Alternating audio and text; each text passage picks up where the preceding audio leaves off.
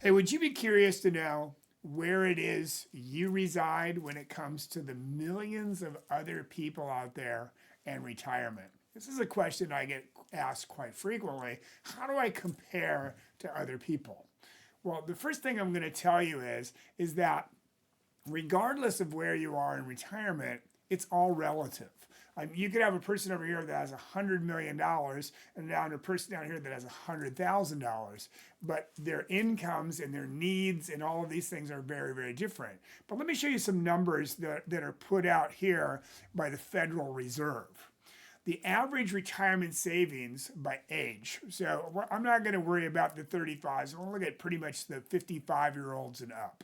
So 55 to 64, it's $537,560 that they have put away for retirement. And between 65 and 74, which is where most people retire, it's $609,230. Now, if you look below down there, you can see down here that the average 401k balance at this point is $207,874. Now, the interesting thing about that is that have they ever seen their after-tax statement? You see, there really only are three ways for you to grow your money. You can grow your money taxed as you go, tax deferred, and tax free. So, which way do you want to grow your money is really the answer, and what is your exit strategy when it comes to that? Now, one of the things that I would like you to kind of draw some attention to here is this right here, and that's the income game.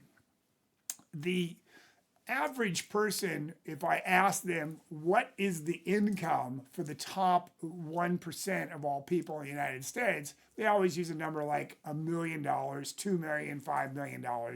When in reality is the top 1% of all taxpayers in America, their AGI, their adjusted gross income for two incomes, is $548,336. For the top 5%, it's $220,521. For the top 10%, it's $152,321. For the top 25%, it's $85,853. And for the top 50%, it's $42,184. Now, if you look at this chart right here, you can see where you reside. And AGI is your adjusted gross income. That's all of the income that you had coming in for that year, whether it comes from Social Security or pensions or a job or a business or rental incomes, whatever your income is. And all you gotta do is go to your tax return and you get a pretty good idea where you're at. Now, would it surprise you to know that of all of the income taxes paid in America, the top 1% pay 42%, the top 5% pay 62%, 10%, 73%, and 25%, 88% of all the income taxes paid in America are paid by the top 25%. And the 50% are up is 97%. Now, if you're getting confused by this, you're going, well, how can that all add up? Remember that the 1% and the 5% are together, and then when you get to 10, it's 1, 5, and 1. Rather, 10, 5, and 1. Now, when you understand this, you can see why it's all relative. Because you see, the higher you are up, you're probably needing more money in order to retire. So let's go back to how you grow your money. You can grow your money tax as you go, tax deferred, and tax free. So the answer here is, what's the best way? And when I ask that question, and people always say, well, the best way is tax free. Well, is that really true? You see, because it's all based on your exit strategy. And most people never really have an exit strategy. They've never really sat down and got a really solid plan on how they're going to retire, what taxes is going to look like in retirement, and what they're going to need in retirement. You see, in order to go somewhere, the very first thing you must know is where you are.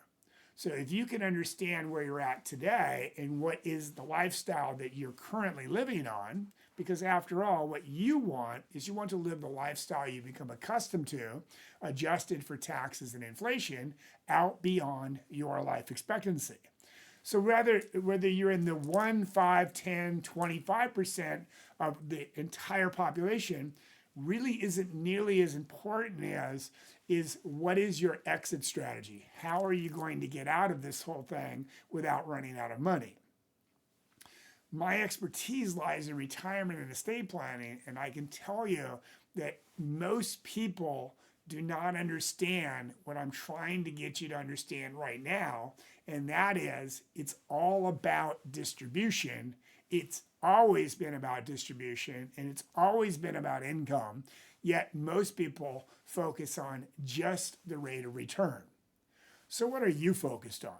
Are you focused on the rate of return, or are you focused on the net income at the end of the day? Put some comments down below and tell us what's your plan. How do you plan on living the lifestyle you become accustomed to, adjusted for taxes and inflation, out beyond your life expectancy, and then pass your money on in the most tax favored way possible? Remember to live like you're going to die tomorrow and plan like you're going to live forever, because you just might.